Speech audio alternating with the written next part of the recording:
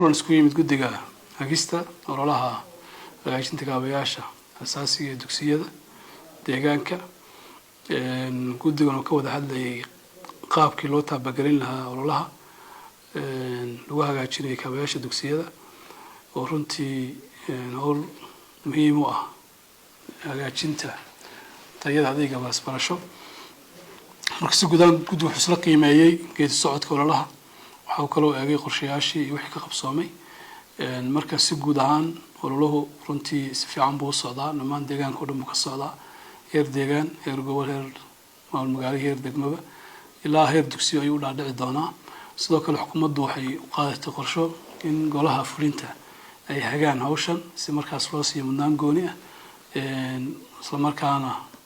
si loo sameeyo wacyigelin ballaaran iyo abaabul ballaaran oo bulshada laga qaybgelinayo saad la socotaan dugsiyadeenu runtii markaad eegtid walow dee adeeg asaasi ay noo hayaan haddana sidii loo baahnaa uma dhammaystiro agabyadii loo baahnaa hadday noqoto xagga biyaha hadday xagga korontada noqoto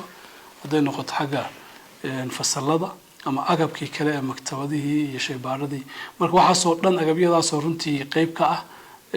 in adeegii barasho uu noqdo mid tayo leh in ardayda ay noqdaan arday wax baratay marka si taa loo gaadho waxaa qorshe ahaan loo qaatay in dugsiyada deegaanka iyadoo bulshada laga qaybgelinayo dib loo eego baahidooda isla markaana wax laga qabto dhanka agabyada asaasiga ah oo iskuulku uu noqdo meel ku habboon waxbarasho si marka ardayda ugu nagaadaan waxna ugu bartaan marka si taa loo taabageliyo waxaa la diyaariyay qorshe ballaaran oo ola ah oo la rabo in wax lagaga qabto agabyada asaasiga ah ee dugsiyada iyadoo la dhisay guddiyo kala duwan oo heer deegaan ilaa heer dugsi yacni laga dhisay oo guddiyadaas oo qaban doona inay abaabulkii wacyigelinta bulshada loo baahnaa ay hagaan oo qayb ka noqdaan marka runtii waxaa dadaalkaas aan u baahannahay inay bulshada qaybaheeda kala duwan ganacsatada dhalinyarada aqoon-yahanka shaqaalaha dumarka waxgaradka odayaasha culimadiinka qurba joogta dhammaan inaanu ka qayb qaadano haddaynu hagaajino dugsiyadeenna haddaynu u dhammaystirno agabyaday u baahan yihiin sida biyaha korontada fasaladii loo baahnaa kuraastii agabkii shaybaadhka buwaagtii maktabadda u baahnayd akhriska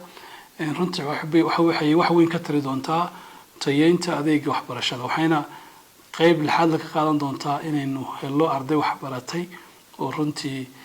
iskuulaadkaas ka soo baxda kadibna jaamacadihii inta ay galaan wax soo barata deegaankiina waa adeega waan ognahay inaysan taa keli a ku fillayn oo loo baahan yahay xaggii macallimiintii xaggii manhajkii xaggii ma garanaysaa adeegyadii kale waxbarashada in iyadana sare loo qaado laakiin waxaa muuqata in haddii goobtii aysan ahayn goob ku habboon waxbarasho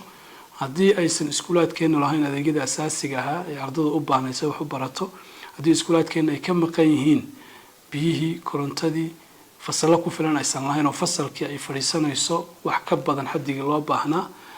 oo meelaha qaarkood aan ku aragnay in halkii fasal ay 100 arday wax ka badan ay fadhiisanayaan haddii kuraasti ay ku fadhiisanayso u dhammaystireen haddii manhajkii uusan oolin runtii waxbarashada waa mid dhantaan waana taa hadda ka muuqata deegaankeenna markii la eego natiijada fasalka 12aad marka runtii waxaan codsanaynaa dhammaan qaybaha bulshada in ay qayb ka noqdaan ololahan inaynu iskuulaadkeenna dib ugu noqono muwaadin walba oo deegaanka ku dhaqan ama ka maqan waxaan u baahannahay inuu gacan ka geysto marka waxaan runtii codsi u dirayaa dhammaan cid walba oo deegaanka soo jeeda ama danaynaysa inay qayb ka noqoto ololahan inay gacan ka geysato in iskuulaadkeenna aynu caawino iskuulkaaynu caawinayno arday baynu caawinayna arday haddaynu caawinayno bulshadii baynu caawinayna marka bulsho jiritaankeeda iyo ma garanaysaa horumarkeeda xaqiijisaan u noqono waa in ubadkeenna waxbaro ubadkeenna saan wax u barano iskuulaadkeenna waa inaan hagaajino iskuulku waa hoyiga labaad ee caruurta iyo ma garanaysa ubadka aynu korinayno ama waalidku uu runtii daryeelahayo marka sida aynu guryaheenna uga damqanayno ama u doonayno inuu noqdo mid bilicsan inuu iskuulaadkeena noqdaan u baahannahay taana waxay u baahan tahay inaan iska kaashano xafiis ahaan iyo xukuumad ahaan